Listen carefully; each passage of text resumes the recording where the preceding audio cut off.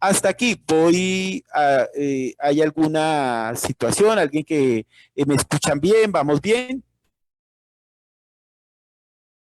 Rápidamente un paneo, miramos, todo va muy bien, sí, bien, dice Verónica, todo bien, sí, sí, estamos bien, súper, yes, perfecto, muy bien, muchísimas gracias, muy bien, estamos muy bien. Natalia dice que todo va bien, súper. Entonces creo que ese ha sido un elemento vital. Nosotros iniciamos, digamos, por ende, la escuela debe producir una espiritualidad. Cuando hablamos de espiritualidad, nosotros nos alejamos un poco del tema eclesial y decimos la escuela en sí misma produce una espiritualidad. La espiritualidad habló la poeta chilena Gabriela Mistral en sus años, fue muy revolucionaria. Ella dijo, yo tengo algo de cristiana, algo de taoísta y algo como la naturaleza. Hoy en día me llama la atención que, por ejemplo, en el tema de la espiritualidad, los jóvenes de la universidad son veganos, comen muy pocas carnes, digamos, por el maltrato animal, por la violencia, y por ejemplo, se da muchísimo que los jóvenes escriben cartas al árbol, cartas al agua. Aquí en Bogotá hay cerros, entonces los cerros a veces en verano se incendian y escriben muchísimas cartas.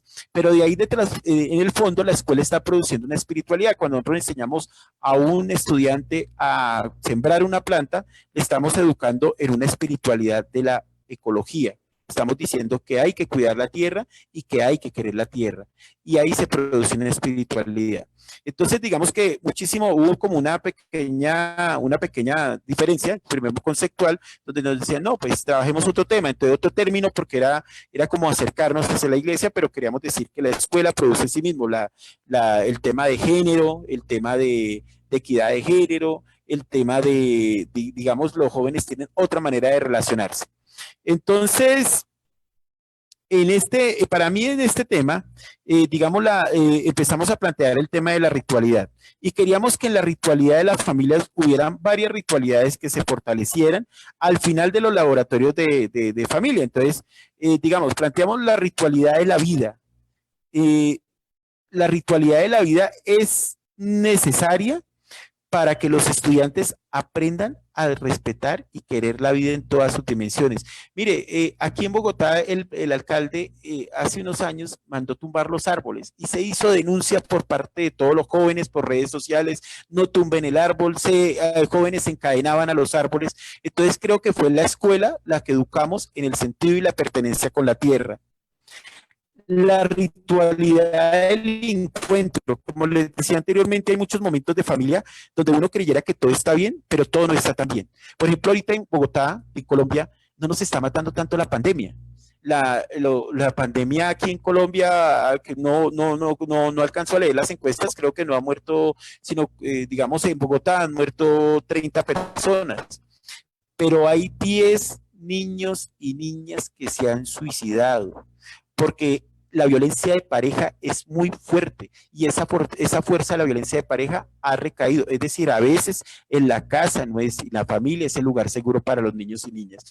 Eso lamentablemente lo quiero decir en un contexto donde están diciendo queremos abrir la escuela pública como espacio de socialización en medio de la pandemia y muchos educadores han dicho no, mi hijo no lo envío a la escuela, pero lamentablemente yo sí quiero decir, la casa este no es el lugar más seguro.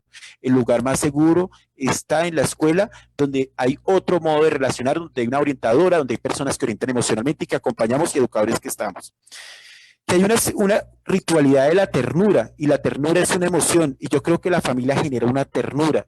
México es un pueblo y que en lo poco que he conocido hay una ternura especial hacia los seres queridos. Mire, a mí, por ejemplo, otro tema que me llama la atención aquí en Colombia es que la violencia es muy fuerte hacia las personas adultas mayores.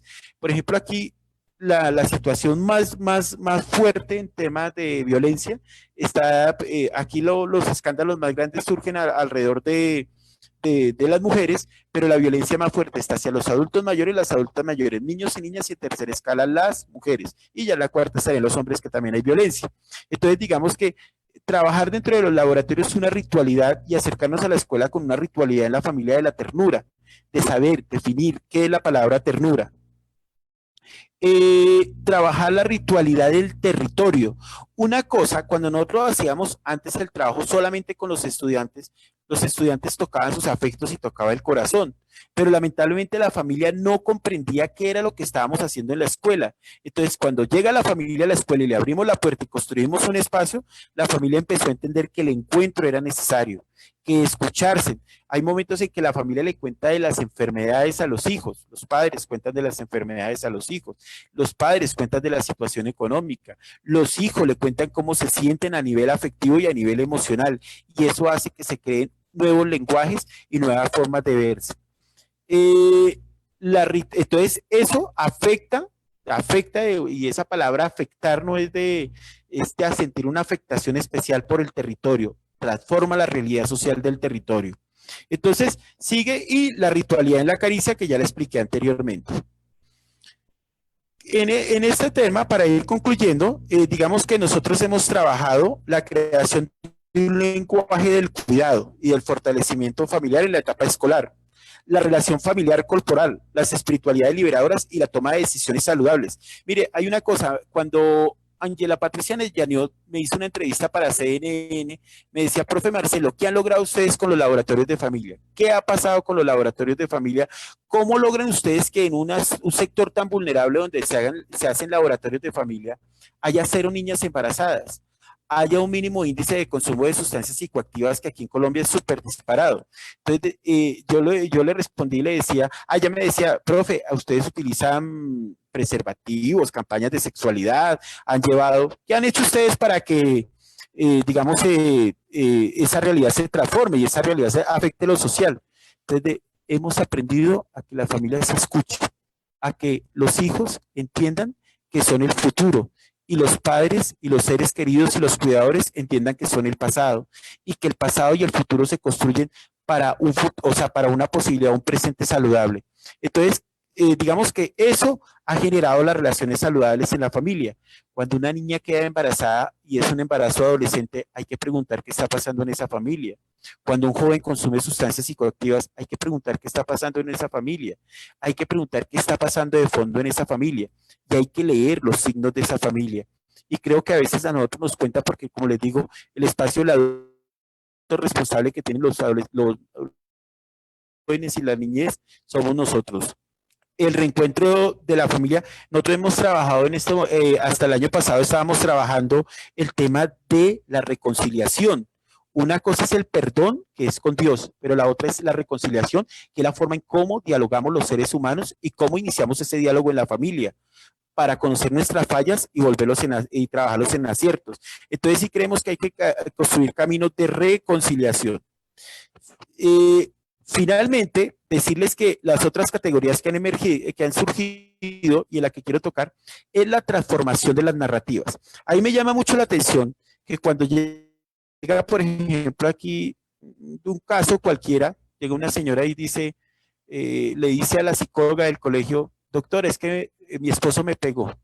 Entonces ella le da su sugerencia, le da su reflexión.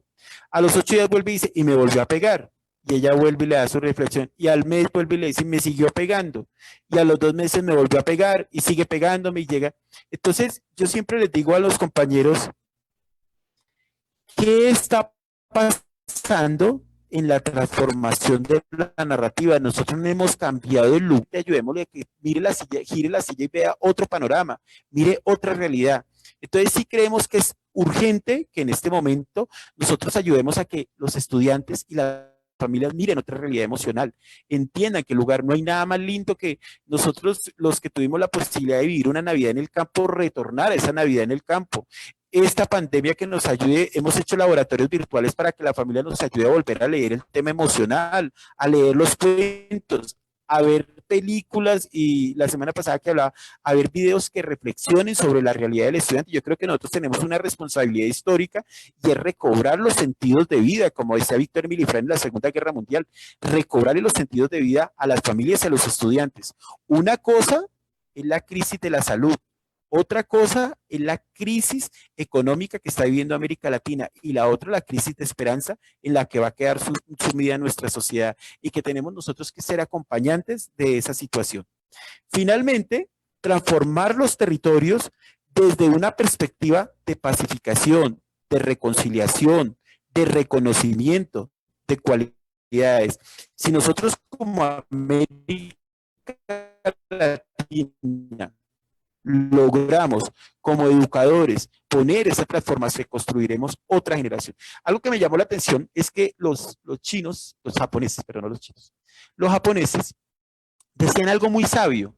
Cuando la Segunda Guerra Mundial, la caída de Hiroshima y Nagasaki, las bombas atómicas, algo que ellos escribieron en su ser y en su nivel pedagógico fue decir, pueden volver, Japón se puede caer 10 veces, pero los niños y niñas que estamos formando son capaces, tienen la capacidad de construir algo mejor que lo que nosotros hayamos soñado. Y creo que eso nos corresponde a nosotros como educadoras y educadores.